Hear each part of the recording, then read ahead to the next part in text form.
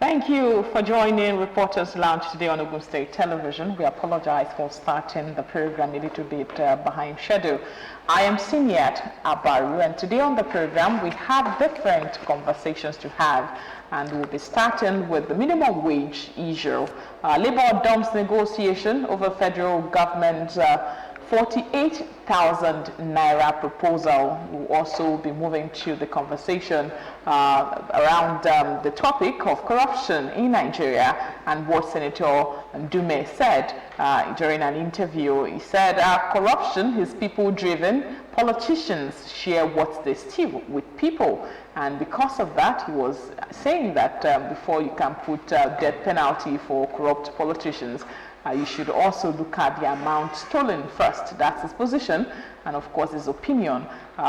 It was a conversation actually, and then it came out with that statement, and of course Nigerians reacted to it, saying, oh, this is the mindset of most of the politicians in Chad, because they share whatever it is they have with the people, so you cannot put death penalty to curb them from whatever it is they're doing. We move straight to pension funds. There were allegations, different allegations in the course of the week that the federal government is planning to use the 20 trillion naira for critical infrastructural projects. And of course, we have federal government coming out now to say that the fund is safe and they are going to follow due process, even if they have to use part of it. That's what we got from the federal government. And again, we'll be looking at state police, how the 36 assembly speakers back this particular initiative, the state police, and that came up in the course of the discussion, in the course of the week, and that's why we're looking at all of this today on the program. I have Dara Adebimpe here with me in the studio to do justice to this conversation today. Thank you for joining again. It's another time to really look at things, topical issues affecting our beloved nation. And I have a colleague here as well, Morenikeji Shobaluju. Thank you for joining the conversation again. Yes, Senior, it's nice being here. It's a common goal. It's something that affects everyone. So let's look at it and analyze and see what we can bring out of all these issues. Good morning. Thank you, Morenikeji. And yes, talking about the issues for discussion, we'll be starting with the minimum wage, the labor, and the tripartite committee actually resumed negotiation on Monday. And of course, we were told that the Labour insisted that they would be having 615,000 naira living wage, making this proposal to the federal government. And yes, in the course of the meeting, they staged the walkout. And yes, they talk about federal government proposing 48,000 naira, which to them is ridiculous and not sensitive to the plight of the people of Nigeria, especially the workers now that will be getting that amount. You read the news, you saw it. I don't know how you feel reading from 615,000. A lot of us were already, looking at how that would start dropping in our account. And of course, we're disappointed sort of seeing 48,000 naira as a proposal from the federal government. Let me start by saying that the NLC or the TUC, as they both have not insisted on 615,000 naira. It is just a working negotiation figure. It's unfortunate that it is at the second time that they were having another rumble-jumble disagreement between each other in the tripartite agreement. You will recall that the committee was set up in January. Exactly. Expected to submit report maybe in April.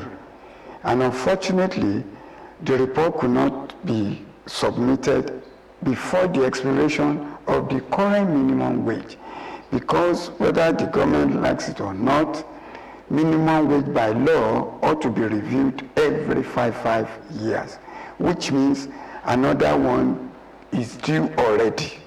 And if one is to take into cognizance what our dear President Ahmed Bola Tinubu has been saying all along, since he assumed office, that he will give workers a living wage. I want to believe the 48,000 naira that has been put forward by federal government delegation is the living wage that our president is talking of, to be realistic.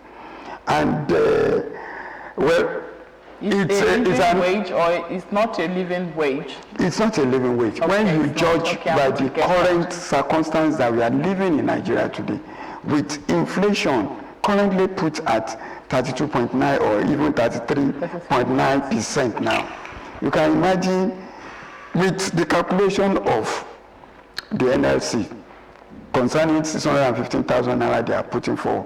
When you look at it with a family of 6, even though when I had it, I said, these people, have they forgotten during the era of Babangida that a Nigerian family should not be more than 4. They are taking into cognizance 6. Okay. Even if you break it down, that it's supposed to be 4, which means... Or is not going to deal with anything. Which means by that calculation, the money should be put at maybe about 400 plus. But when you take into cognizance the current economic climate that Nigeria has found itself, you will know that that money is not something that is realistic in its sense.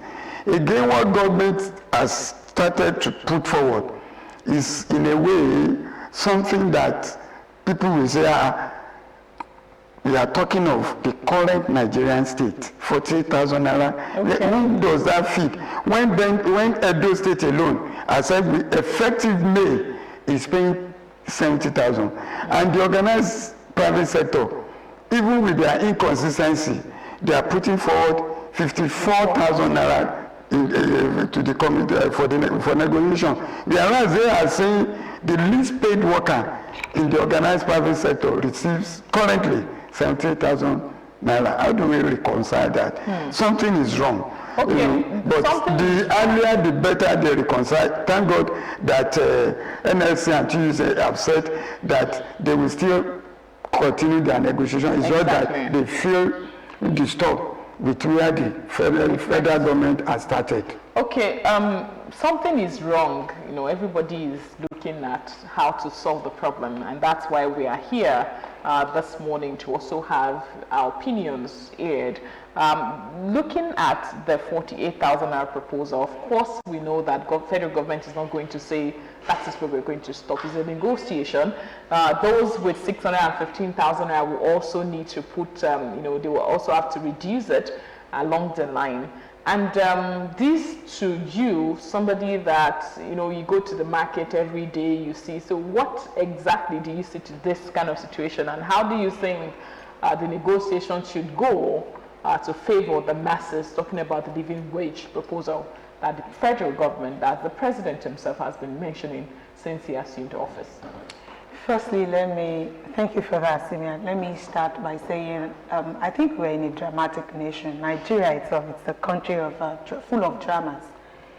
The federal government, NLC, has actually turned the whole process into a kind of a market women situation where you want to buy a pepper, then you say, "Shoko ba 1 naira, shoko ba 2 naira." I think that's what they are, practically putting on the table now. That is the situation, the adjective that can qualify the situation that the federal government and the unions find themselves. Because we all know that as backed by law, the minimum wage is supposed to have been reviewed, yes, every 4 years or for 5 years. I didn't get, okay, 4 years, okay, for 5 years. And the 5 years is here, and it's even, we have counted more than 5 years now that it ought to have been reviewed. What is delaying federal government? Why do we get to the table of negotiation when the union will say this is what we want? If the union is saying 615, everybody is aware that, okay, it's kind of a negotiation. We are putting this on the table. Let us know what you want to, arrive at. But of course, for federal government, I know there is a plan for the federal government. There should have been a plan that we are paying this. Not that you are coming to a table and say 48,000 naira when you are considering the economic situation of the country. They say workers are the engine room of every government. Without worker, no government can survive. You cannot be in the office all by yourself alone. You need workers.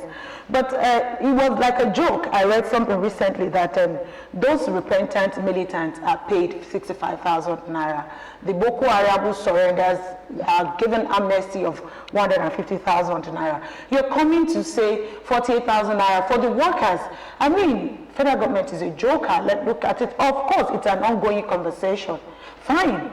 We're looking at it that, okay, the union, I think we're used to let's have a crisis, let's protest, something is not done rightly at all in Nigeria until it gets to, yes, it must come this way, this is what we want. And it's not supposed to be. In a safe society, you should measure up what your people, the workers themselves, and come out and say it, be realistic in the face of the economic situation. Okay. Before now, on the program, when the federal government, especially January, on the program, we already said that when the president was talking about the committee set up and all of that, we recall what happened in the last negotiations, and of course they were talking about the same thing, and time was not really on anybody's side, and then workers were waiting, anticipating the new wage to come up and all of that, and the same process is what we are going through right now. April was the initial deadline given,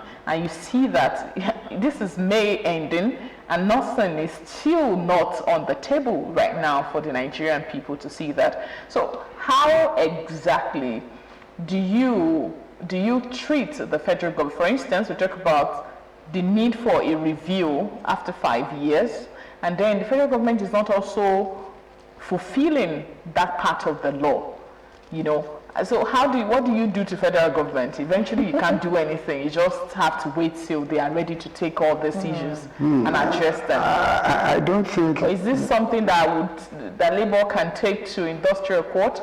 Of course, it could lead to another industrial litigation in the National Industrial Court. But however, federal government should realize that governance has leadership, and that's why I want to appeal to the leadership of this nation, President Bola Ahmed Tinubu, who had always shown concern about workers' plight, who had even before he became president had been a human activist. He knew the burdens people are going through. No wonder he said, I will give you a living wage. And it's so confusing to me if the federal government led delegation is headed by a retired civil service of the Federation, Goni Aji, and is proposing this to workers who are working in the present economic climate in the country. I think we need to put a stop to all this back and forth, rhetorics, postponement, and look at the lives of people. Even though you will say, yes, what is the percentage of workers giving 250 million Nigerians? You still have to take care of their welfare. If governance has to be put in place in the country.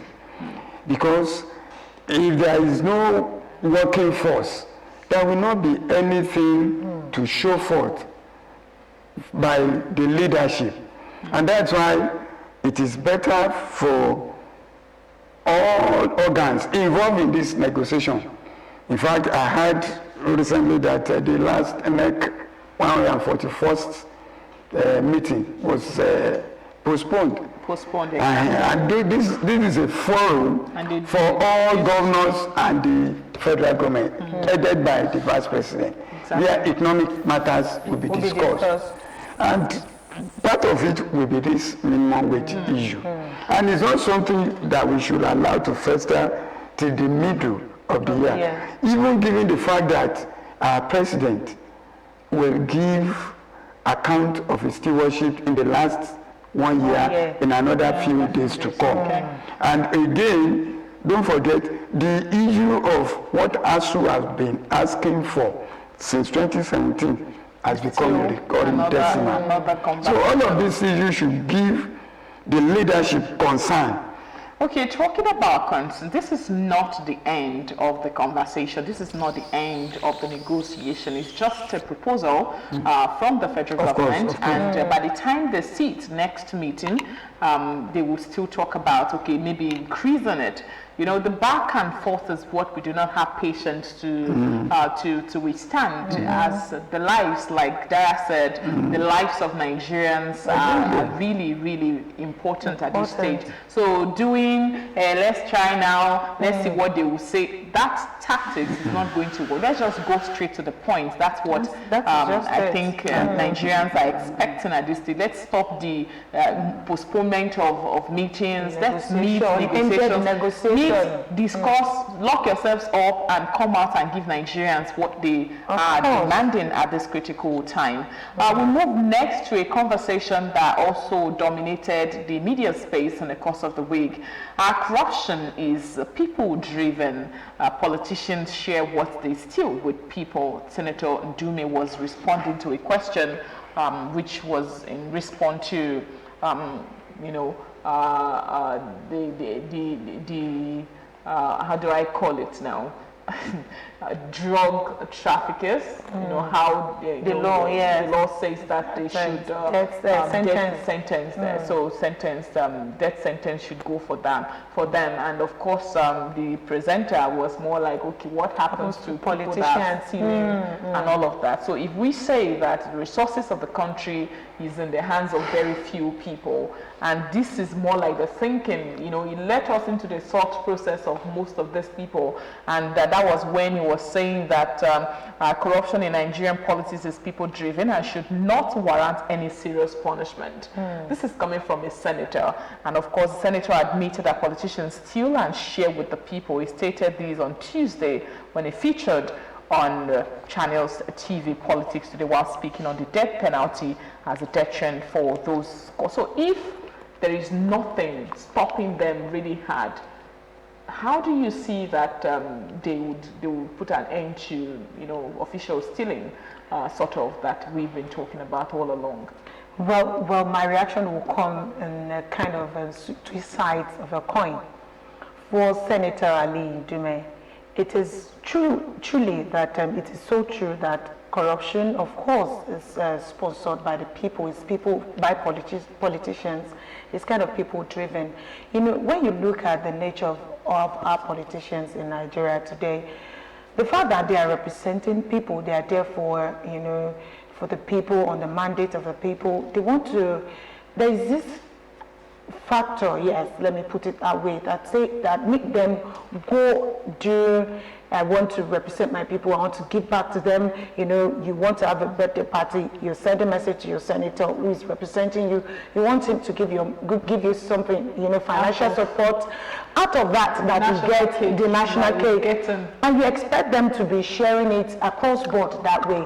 So somehow the people are also encouraging the politicians to, you know, so why can't you say I'm not sending? But however, of course, they are represented. They have dividends of democracy to give back to the people. It's a mandate, and it is what is. So you know, the mandate is talking about sharing money to people that wants to have parties. In any form you talk think about constituency project. In any form you think about Simiat, it can come in any form. The fact is, give back to the people who are giving you their mandate, who have supported you to get to where you are. So in most cases, that's become a kind of culture, a kind of tradition. It gets to a monetary, you know, part of it that, you know, what they do most is take money, what you want, financial support here and there.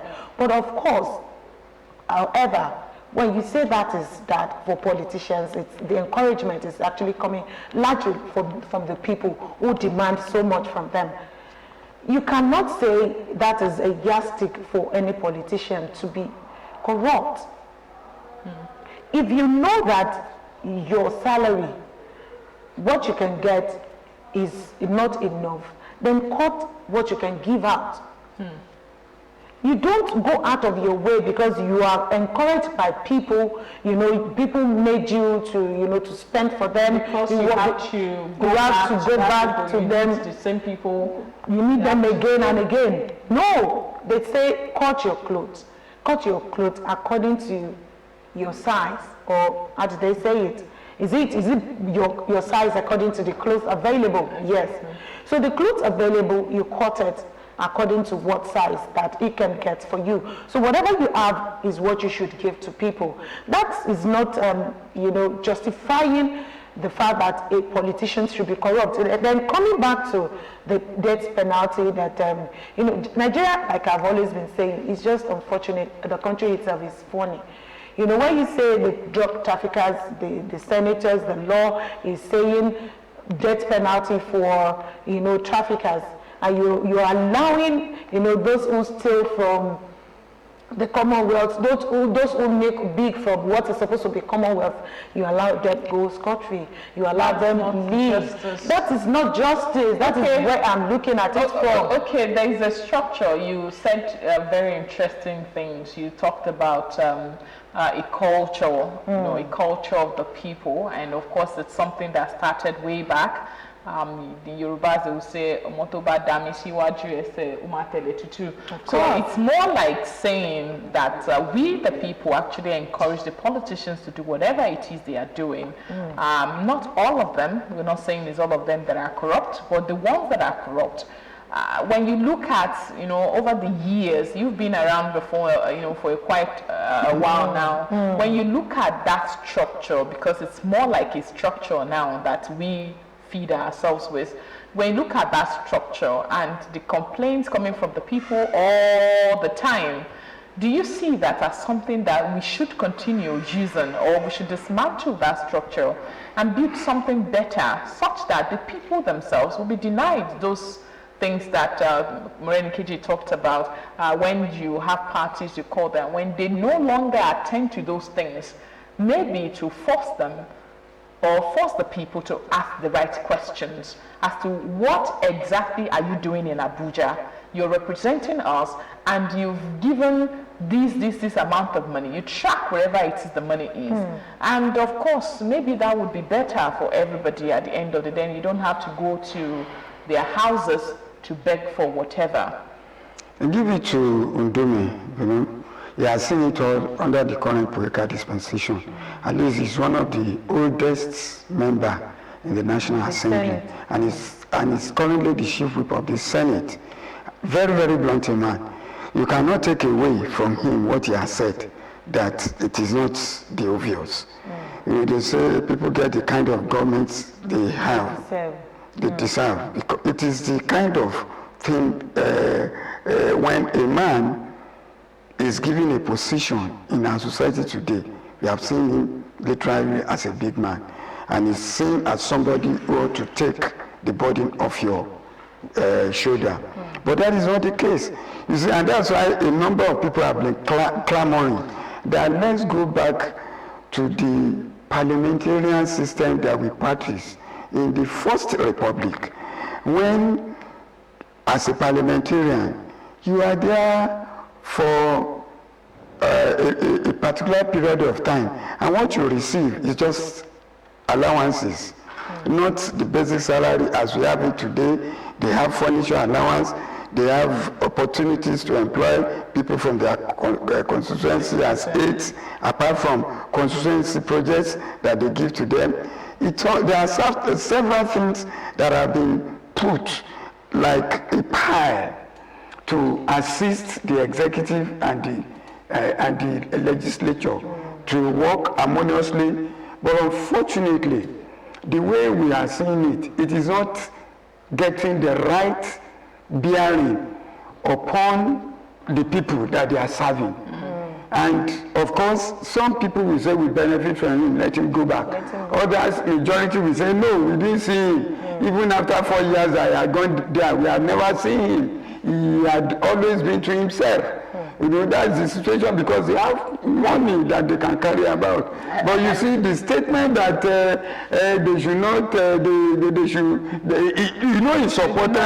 he supported those who are carrying drugs to be giving death penalty. When I saw them moving to that area, passing that bill, I said, these people are trading on a dangerous path. Of course, because But anyway, I think the right thing is for people elected to see it as a place of service, to give service back to They people. do not see it as a place of service, Yes. and they treat it the way they are treating it now, because largely everybody talks about political involvement, largely because of what they would benefit, interest-driven political involvement. And you have the people also, I saw a particular interview, like someone was saying that a lot of them just saw the money.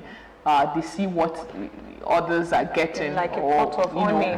you see what political office holders, you see how they live their life and all of that, their lives rather, and all of that. We saw what happens in Kogi State, the former governor. Yes, When you hear that kind of a thing, their children are going through this. Recently, you saw a picture or a video of him in his Benz, cruising, and of course, you look at the kind of life. You know the problem, don't let us go further. The problem we have is that we are not making use of the rules guiding their parties. For instance, if a lawmaker from a constituency has been elected and is seen not to have done anything for that constituency, the law is there that you can recall. But you see what is happening, the political class, they protect themselves. That's the problem. Say this. They cannot. You don't get the fact. Nobody is ready to say They this. can recall. It's just that we are not allowing it to work because people are benefiting from it. That is the point. Yes. The thing is, if you are Last the attempt 50 was people in Kogi. I recall it was Senator Dino Melaye, Yes. and the majority of Nigerians were like, "Wow, this is going to happen," and then we're going to see this go through the. They protect themselves. Along the line, nothing happened. It was not removed. Because the thing is, when you look at it, the percentage, it goes now 50-50 if you check it very well. The percentage of those saying this is the right thing to be done is 50. And the percentage of those saying it doesn't matter, they benefit from it, is 50%. So sometimes the power of the money involved, what is happening, what they eat, the pot of honey, would make the 50% overpower those on the other side. Before I move to the next conversation, let me intrude this. In few seconds, you can respond. If the political class continue to protect themselves, how exactly is there going to be a breakthrough if they are still going to be the one? Imagine the senator talking, he's in the house, and there's no way you can pass a bill if this is the thinking of majority of them that they should make it a death sentence for them, any corrupt politician. This is the kind of things that would happen. They will kill it before you get out. What I'm saying in essence is, what exactly can lead us to the breakthrough needed to get these people to be until there is real governance, where the money meant for certain projects goes for that project. The popularization of the people will still, if it is allowed to be perpetuated as it is now, until God's come, it will be like that forever. Your take on that? For me, it's change mindset. Yes. See, there are no leaders without followers. Followers determines how leadership is, how they perform. Followers, they are the ones who would, ensure that this is given to us and this is what we actually, what we deserve. So it's just a kind of change mindset until we understand what we truly need from these people, until we understand how a government, our governance of government should be run, until we understand as people to say that this is the essence of you being there, this is why we voted you in, then we would still be, at this place where we find ourselves. And let me tell you, let me shock you, there will never be a law, there will never be, quote me today, a law that will say that death sentence for a corrupt politician. Well, the least they never say never. I know that this is Nigeria. I know that we are evolving as a people. What happened in 2023 election, it wasn't something that was ever planned by anybody. But of course, the way the voting and all of those things happened, it was due to certain But let me just say some people this, it's protest as a point of vote or information, something. it will not be the first time they will be passing death penalty Yes. for narcotics. Narcotics. Hard drugs carrier. Remember, one of the things that led to the overthrow of General Muhammad Buhari, as he then was, as the military head of state, was because of this. Okay. I won't say more. Okay. We'll be moving to the next one. This also made the news in the course of the week. 20 trillion naira pension fund saved. That's coming from the federal government. You have a lot of headlines. The presidential candidate of the People's Democratic Party in the last election, Atiku Abubakar, said that he actually also raised, a concern that that fund is going to go into, that federal government wants to use the fund to do infrastructure, and of course some people said they want to borrow it like every other borrowings, and of course don't allow the people have access to their funds when they retire and all of that. But yes, we have the Minister of Finance and Coordinating Minister of Economy, Wale Edun, responding that the money is safe. The money is not going to be used for infrastructure, even though they are planning to use it, but not against what the rules are. There are rules of engagement with respect to how, whatever it is they are going to, if it's a percentage that is going to leave, that they are going to borrow from it. They are not really not borrowing or needing or taking out of the money, but they are saying that they are going to follow due process when it comes to that. To you, how do you respond to it? Simiat, let me ask a question first. The pension fund, is it for those still in service or the pensioners? Answer me first. If the money is meant for those who are pensioners, they actually deserve to get their the sweat of their labor after service. It is the money that's supposed to be going out to. It's for It's a revolving fund. Yes, and it is not meant for those who are taking pension from the government, receiving pension. Exactly. It's meant for those who are under the new pension scheme that have had their money deducted under that scheme. And as soon as they are going, as soon as they have retired, such funds are expected to be paid back to them. Mostly it affects anybody under the federal government agencies and some few states. Dara, that point is where I wanted to just, simply clarify. The money, the fund is from the workers, deductions. Yes. It's supposed to be for their benefit after retirement. Yes. What do you want to take from it? You see, the idea behind Why that... is government coming to say we want to borrow, we want to do it for infrastructure, when you know that at the end of the day, it might lead to you not being able to give these workers. There are instances. And there are instances in the past that you were now, owing 2 months, 3 months, and they say the pension of the workers are not being paid for over 7 months. We have years of records. There are instances. That's why I'm trying to clarify for you. It's not that one. It's not that one. It's not that one you are making reference to. That's why this particular one they are making reference to, most in particular, affect anyone that retires under the federal government or few states like Lagos State. And immediately they are out of service, they are giving them money. The essence of that fund is to widen the scope of sources of funding, financial funding, not only for federal government, but for corporate agencies who are sourcing for fund to make money out of it. Because if you say you are deducting people's money, and that money is just in the bank, for what purpose? So it is just to generate revenue and make the money more, create avenues for funding. So there is nothing wrong in borrowing it. What is wrong in it is inability to pay back. That's where I'm going. That's my point. That's the area we have to emphasize. That's why I said federal government at the end of the day, because there are instances.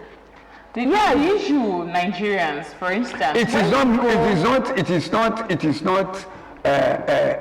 is not a government managed fund. we know we have a pension fund commission. But government They are the is going ones to borrow. Yes, but you see, and that's why we have different PFAs, pension fund agencies, like trust fund, PenCom. These are the ones that, these are the ones generating the fund to the fund.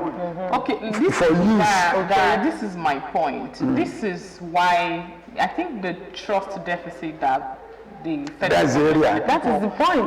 because when you go on social media where this is being debated, the Nigerians were just like, oh, you know, the belief that federal government is going to borrow money belonging to pensioners. You know, that was the first thing that came to mind. Federal government did not have the integrity when it comes to borrowing or federal government in terms of spending. Those are things that dominated. You see, most people don't have the understanding of what that fund is meant for.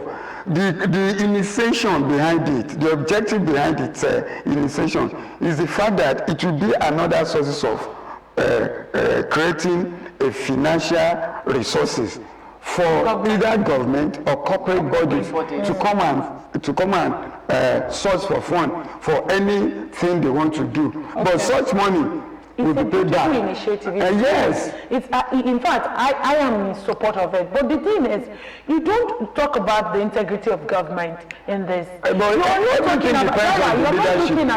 not looking at borrowing money, using revenue, getting revenue that fine, you know that is just for the meantime. You want to use it for this purpose, and that is the essence of creating it. That is why it was, conceived. Okay, maybe somebody. But you now say that audience trying to join the conversation, you can do that. You know, the studio line will be on the screen for you to add your voice to the conversation as we're having it right now.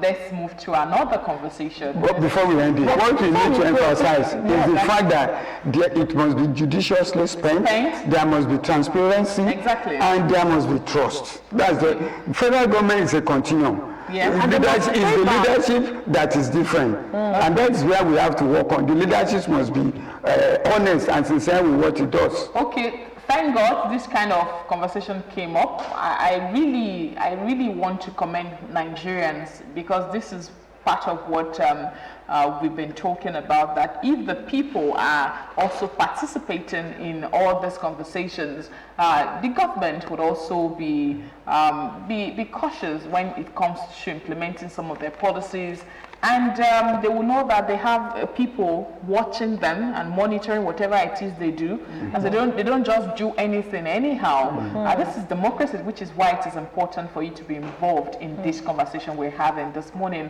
on Ogun State Television. Reporters Lounge, I have my two guests here, and the last thing on our list, and talking about that, 36 Assembly speakers back State Police. State Police has been a conversation we've all been, it's a back and forth over the years, and of course we were able to have reasonable number of governors saying that they are in support of state policing, and that's the next stage in Nigerian policing structure. And of course, now we have speakers coming out to also back, that's the 36 state assembly speakers backing this idea. It has come to stay to you, or it is something that will still be turned down? Well, it's still not yet a whole, because these are just speakers speaking anti-forum. Once the National Assembly enacts, passes a bill concerning it, it has to be taken around all the 36 states for them to accede to it before it becomes law. But let us not deceive ourselves. The nature of security in Nigeria today is beyond the level of having a central policing system. It won't help. And it will not be the first time we have state police.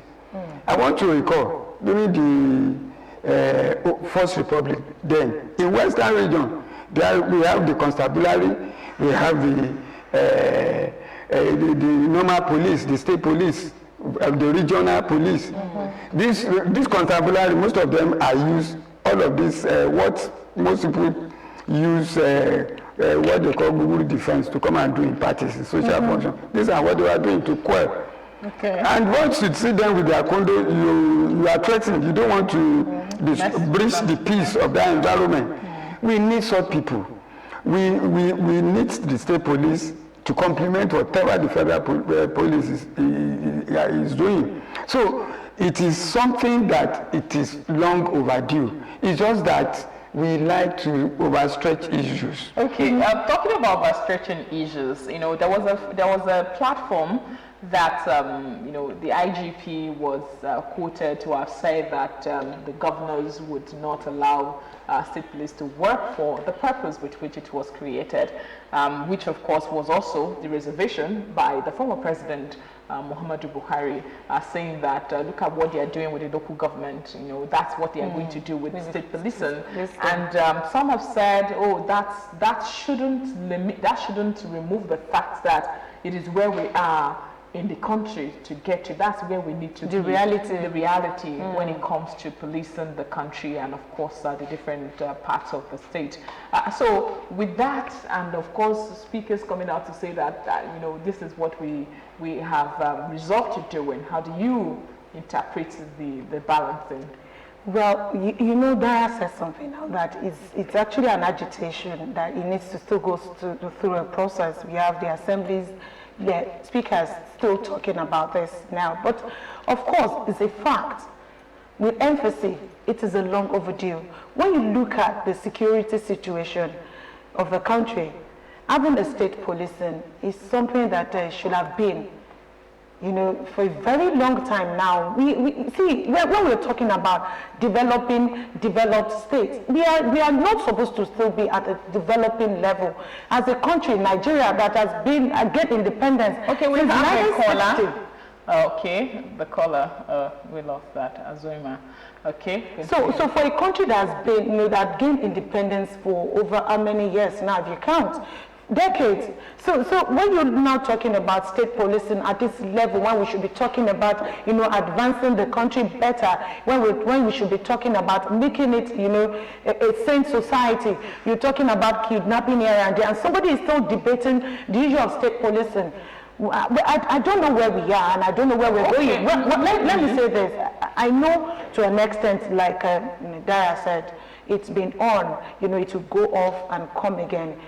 Recently, in the first term of this current administration in Ogun State, led by Prince Dapo Abiodun, there was a launch of OP Mensa. And I think that alone has been able to give little... We have a caller down from Asaba. Oh, we lost that again.